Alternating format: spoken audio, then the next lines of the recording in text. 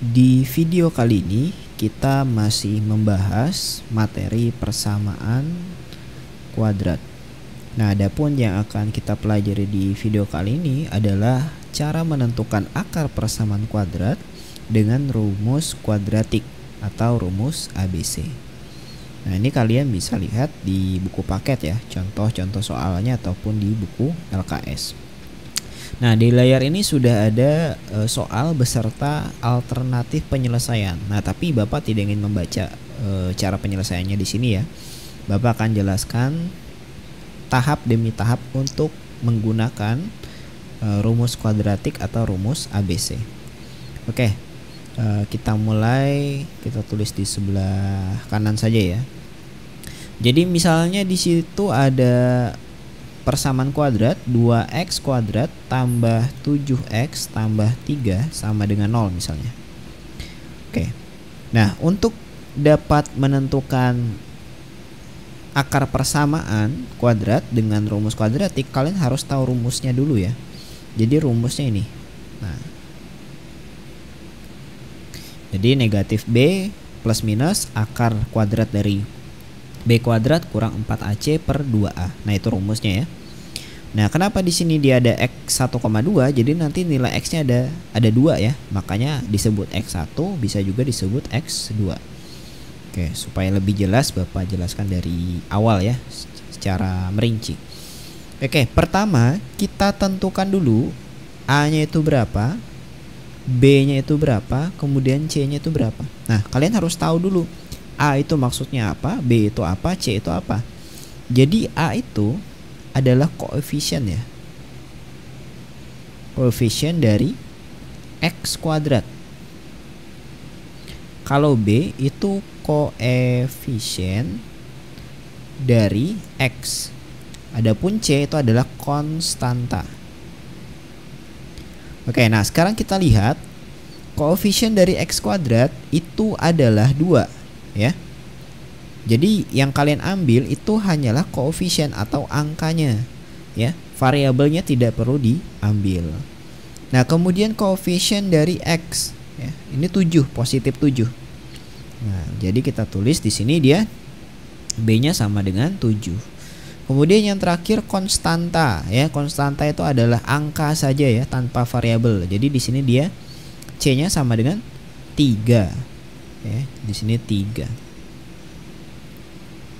Nah, dan pastikan nanti di sebelah kanannya itu angkanya 0 ya. Jangan sampai ada angka lain selain angka 0.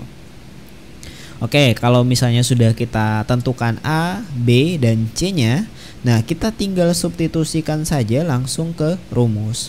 Rumusnya apa? Rumusnya itu adalah X 1,2 sama dengan negatif B plus minus akar kuadrat dari B kuadrat kurang 4AC per 2A. Oke. Nah, sekarang tinggal kita substitusikan. Nilai B-nya adalah 7. Jadi di sini dia negatif 7 plus minus B-nya kita ganti dengan 7. Jadi 7 kuadrat kurang 4 AC. A-nya kita ganti 2, jadi dikali 2. C-nya kita ganti 3, jadi diganti 3. Gitu. Kemudian yang di bawahnya 2 dikali A. A-nya itu tadi 2 ya, jadi 2 kali 2. Seperti itu. Oke, kita lanjut lagi. Negatif 7-nya tetap. Kemudian 7 pangkat 2 itu 49 ya. Kemudian 4 kali 2 kali 3 itu nanti hasilnya adalah 4 kali 2 8, 8 kali 3 24 ya. Jadi 24 per 2 kali 2 4. Nah, seperti itu. Lanjut lagi ya. Kita lanjut. Negatif 7 plus minus 49 dikurang 24, 25 ya hasilnya, per 4. Gitu. Jadi negatif 7 plus minus akar 25 itu adalah 5 per 4. Oke, nah dari sini ya tidak ada akar lagi, artinya boleh kita pisah sudah. Jadi X1 nya itu adalah negatif 7 tambah 5 per 4. Oke, nanti kita hitung di bawah. Atau bisa juga X2 ya. Nah, negatif 7 kurang 5 per 4. Yang membedakan apa Pak antara X1 dan X2? Nah, yang membedakan ini ya, ini plus, kalau yang ini minus. Jadi karena itu di sini X-nya ada 2 ya, X1 dan X2. Lanjut lagi. Nah, negatif 7 tambah 5 itu negatif 2. Negatif 2 per 4 itu negatif 1 per 2 kalau disederhanakan. Nah, kemudian lanjut lagi yang ini. Negatif 7 kurang 5 ya, negatif 12. Negatif 12 bagi 4 itu negatif 3. Nah, jadi seperti itu. Jadi akarnya adalah negatif 1 per 2 dan negatif 3. Nah, sekarang coba kita lihat apakah benar jawaban kita sama. Nah, sama ya, gitu. Kalaupun nanti X1 dan X2 nya terbalik, ya itu tidak masalah, tidak akan menjadi masalah. Yang penting angka-angkanya tetap benar, nilai X nya tetap benar. Nah, seperti itu. Oke ya, nah jadi ini yang terpenting adalah selain kalian hafal rumus, kalian juga harus memahami bagaimana cara menentukan A, B, dan juga C nya. Oke, nah sekarang Bapak beri satu contoh lagi ya. Satu contoh lagi. Misalnya ini aja ya, misalnya X kuadrat dikurang X dikurang 6. Oke. Ya, kita tentukan dulu A-nya berapa, B-nya berapa, C-nya berapa. Oke, kita lihat A-nya ya. Nah, A-nya mana? Nah, A-nya nggak ada nih, nggak ada angkanya. Bukannya tidak ada ya. Di sini kalau tidak ada angka itu artinya dia 1. Jadi A-nya kalian tulis 1. Nah, gitu. Jadi ini di sini 1 ya. Kemudian lanjut lagi yang B-nya. B itu tadi apa? Koefisien dari X ya. Nah, koefisien dari X apa?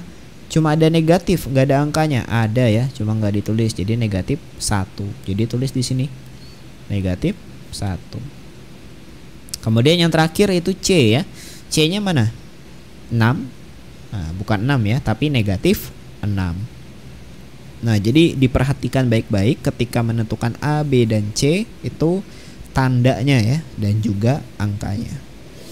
Nah, kalau sudah ya kalian bisa menentukan ini, langsung saja substitusikan ke rumus ya. Boleh kita coba ya. Jadi X 1,2 rumusnya tadi negatif B plus minus akar kuadrat dari B kuadrat kurang 4AC per 2A. Oke. Nah, di sini negatif B. B-nya apa? Negatif 1, beri tanda kurung ya.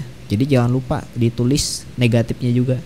Jadi negatif dalam kurung negatif 1. Lanjut. Plus minus B-nya masih sama angkanya, negatif 1 pangkat 2 kurang 4. A-nya itu 1, C-nya itu negatif 6. Jangan lupa pakai tanda kurung. Kemudian 2 kali A. A-nya tadi 1. Nah, udah. Oke, negatif ketemu negatif jadi positif ya, jadi positif 1 plus minus.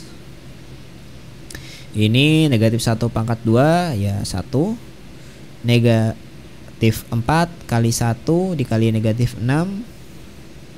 Itu nanti negatif ketemu negatif ya, itu positif. 4 kali 1 4, 4 kali 6 24 per 2. Oke, jadi kalian perhatikan tandanya ya. Sini negatif, ini negatif, nanti otomatis pasti jadi positif nih. Gitu. Jadi positif nanti. Dah, lanjut lagi. 1 plus minus akar kuadrat dari 1 tambah 24 25 per 2. Masih lanjut. 1 plus minus akar 25 itu adalah 5 per 2. Nah, tidak ada akarnya baru kita cari ya. Jadi X1 itu adalah 1 tambah 5 per 2. Atau X2 itu sama dengan 1 kurang 5 per 2 ya. Yang membedakan apa? Ini plus, ini minus. Nah, gitu. Kita lanjut. 1 tambah 5 6 ya. 6 bagi 2 3. Lanjut, 1 kurang 5 negatif 4. Negatif 4 bagi 2 negatif 2. Nah, ternyata akar-akar dari persamaan kuadrat x kuadrat kurang x kurang 6 adalah 3 dan negatif 2. Nah, seperti itulah cara penyelesaian menggunakan rumus kuadratik atau rumus ABC, gitu ya. Nah, silakan nanti kalian cari lagi soal-soal yang lain ya, yang mirip seperti ini. Dan rumus kuadratik atau rumus ABC ini ya biasanya kalian gunakan ketika suatu persamaan kuadrat itu tidak bisa difaktorkan. Nah, jadi kalau misalnya nanti kalian ketemu soal yang tidak bisa difaktorkan, baiknya kalian lanjutkan atau kalian cari menggunakan rumus kuadratik atau rumus ABC. Nah, karena ini untuk rumus kuadratik ya lebih mudah kalau misalnya dibanding kalian menggunakan yang melengkapi kuadrat sempurna. Nah, jadi ini adalah opsi nomor 2 setelah pemfaktoran ya. Jadi pertama pemfaktoran, kemudian Bapak sarankan yang kedua adalah rumus kuadratik, kemudian yang terakhir itu adalah melengkapi kuadrat sempurna. Oke. Nah, mungkin itu yang bisa Bapak sampaikan ya. Silakan dipahami kembali videonya. Apabila ada yang masih kurang dimengerti, bisa kalian tuliskan pertanyaan di kolom komentar. Insya Allah nanti akan Bapak buat videonya terkait pertanyaan yang belum kalian pahami ya di materi ini. Oke, Bapak akhiri. Wassalamualaikum warahmatullahi wabarakatuh.